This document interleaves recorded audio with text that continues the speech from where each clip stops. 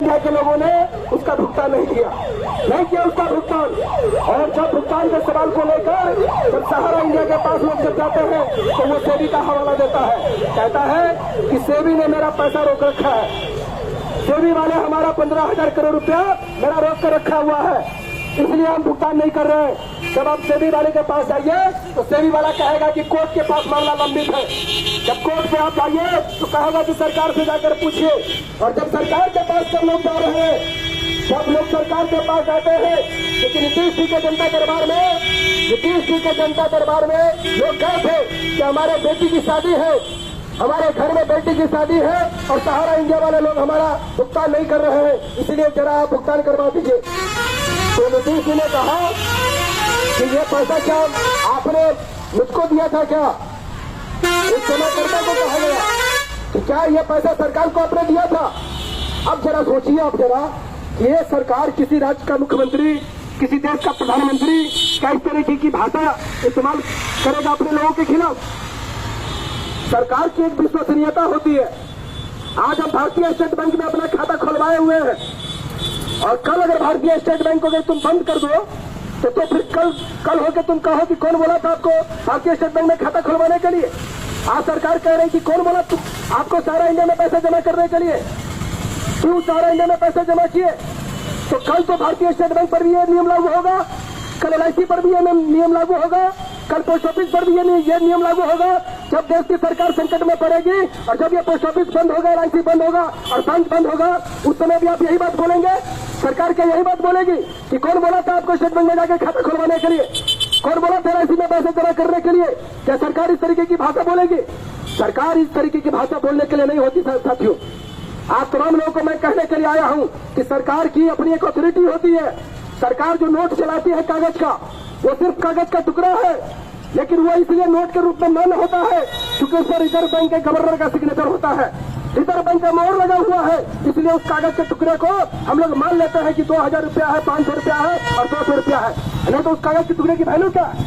उस कागज के टुकड़े की क्या वैल्यू है? उससे बड़ा बड़ा नोट हम लोग छाप सकते हैं, लेकिन बड़ा नोट आप छाप लीजिएगा, लेकिन उस नोट की कोई बाध्यता नहीं है, इसलिए क्योंकि सरकार के किसी अथॉरिटी के द्वारा उस नोट को जो प्रमाणित नहीं किया गया, इसलिए। और आज सरकार कह रही है कि कौन आप लोग को कहा सहारा इंडिया में पैसा जमा करने के लिए? अरे तुम्हारा कानून है, तुम्हारी सरकार है, सब कुछ तुम्हारा है, तुम जांचो ना। आज अगर कोई आदमी भारतीय स्टेट बैंक में पैसा जमा कर रहा है तो उसको क्या पता चलेगा कि भारतीय स्टेट बैंक वाला कौन नियम से काम कर रहा है, कौन नियम से नहीं काम कर रहा? कौन जानता है बताइए? क्या आम लोगों को इस बात की जानकारी का, इस बात को पता करने का कोई भी मैकेनिज्म है क्या किसी के पास? आज LIC का लोग बीमा करते हैं, LIC का लोग बीमा करते हैं, जीवन बीमा होता है। क्या आपके पास, आम लोगों के पास, हम लोगों ने बीमा करवाया? क्या हम लोग के पास ये कोई तरीका है कि हम जांच पाए कि बीमा वाला जो आज काम कर रहा है कि सेबी के गाइडलाइन में कर रहा है कि नहीं कर रहा है काम?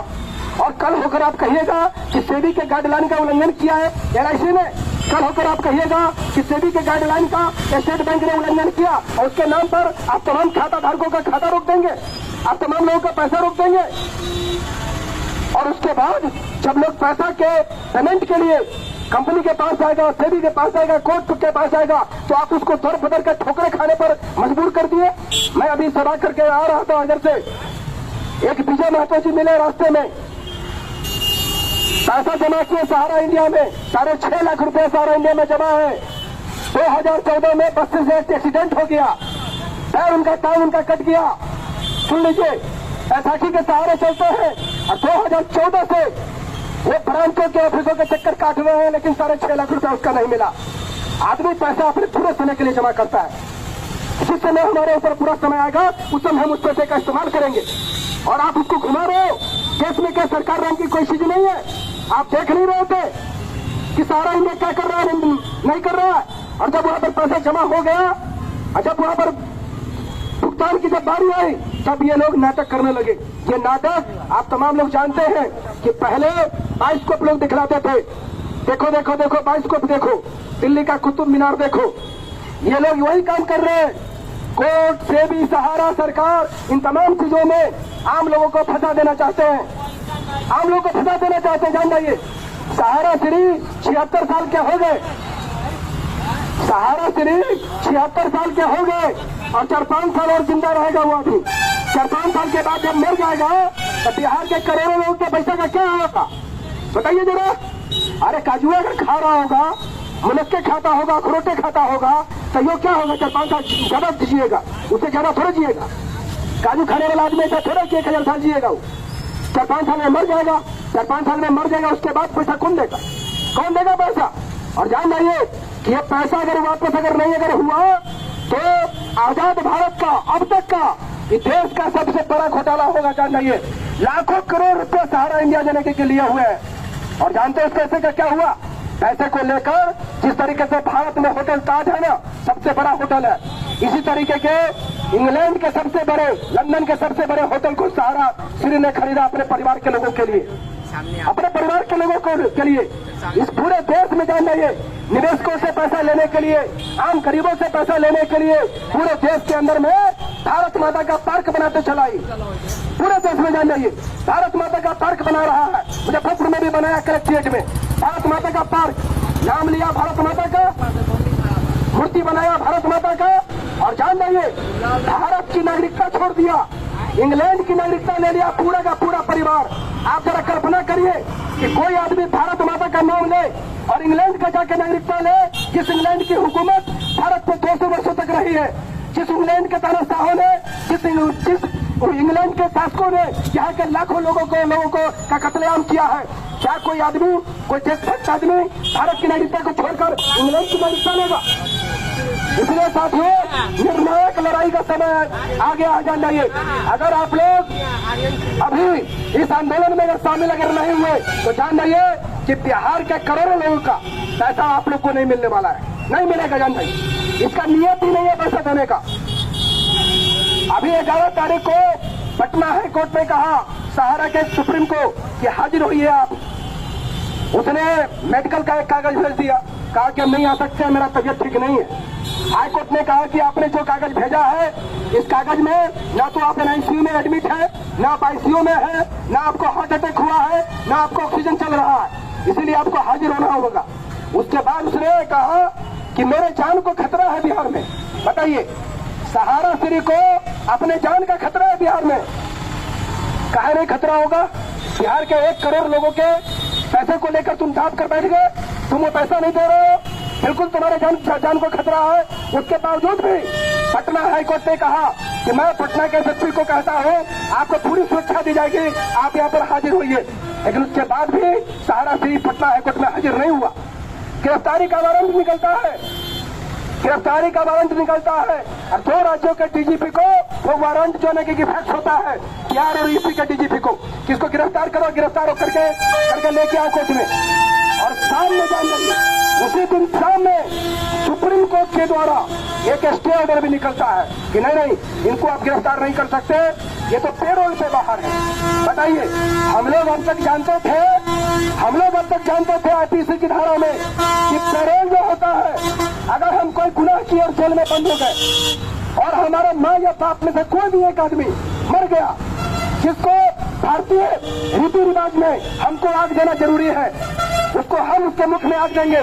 सब कोर्ट कहती है कि पेरोल पे इस आदमी को बाहर करो, ये जाकर आग देकर आएगा, उसके बाद इसको जेल के अंदर ले जाना। 6 साल पहले पेरोल में बाहर हो गए और 6 साल तक आप दोनों के पेरोल पे बाहर ही घूम रहे हैं। ये पेरोल है कि जमानत है? ये पेरोल है कि जमानत है? जमानत में भी तो यही होता है, जमानत मिल गई लोग बाहर घूम रहे हैं, आप पेरोल पे बाहर हो यार।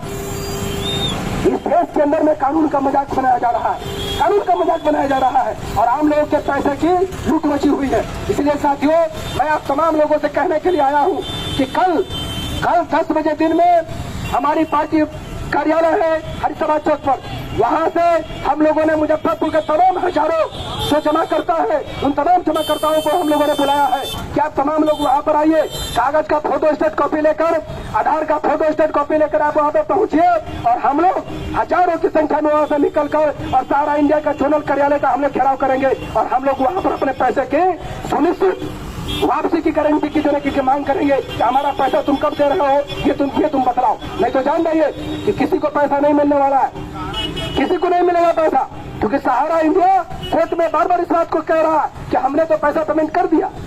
अब है कहाँ कोई कोई है ही नहीं, क्योंकि सहारा इंडिया जब पैसा जब पूरा हुआ आदमी का, तो उसने चालाकी क्या किया कि पेमेंट करने के बजाय उस पूरे पैसे का फंड ट्रांसफर कर दिया दूसरे फंड में, और उसी फंड ट्रांसफर को कोर्ट में जाकर दिखला दिया कि हम पैसा पेमेंट कर दिया सब लोगों का। अब देखिए किस तरीके का चीट फंड है, आपको मिला 1 रुपया नहीं और वहां दिखला दिया कि इनका पेमेंट हो गया, उनका पेमेंट हो गया। इस तरीके की फर्जीगिरी कर रहे हैं और सरकार यहाँ पर बैठी हुई है आंख मुंदे हुए, और लाखों करोड़ रुपया आम लोगों का देने के हपस लेने के फेरा में लोग लगा हुआ है।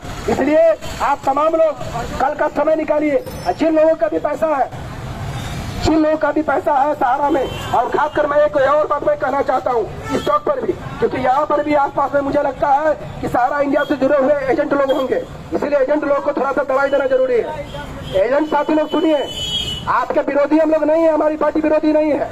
हम चाहते हैं कि इस लड़ाई में जमा करता है, किस लड़ाई में आप तमाम लोग हमारे साथ चलिए, जान जाइए हमारे साथ चलिए, क्योंकि जिस दिन ये बात तय हो गया, जिस दिन ये बात तय हो गया, जिस दिन सहारा का सुप्रीमो मर गया या जिस दिन उसको मौका मिल गया विदेश जाने का, जान जाइए उस दिन ये बात तय हो जाएगा कि सहारा वाला पैसा नहीं देने वाला है। और उसके बाद जान जाइए कि सहारा इंडिया के जो एजेंट लोग हैं, अपने प्रॉपर्टी को बेचने के बाद भी परिवार में अगर उसके 4-5 जो लोग होंगे, वो 4-5 लोग का दो को किडनी बेचने के बाद भी पैसा नहीं चुका पाएंगे, वो जमाकर्ता का नहीं चुका पाएंगे पैसा, जान जाइए।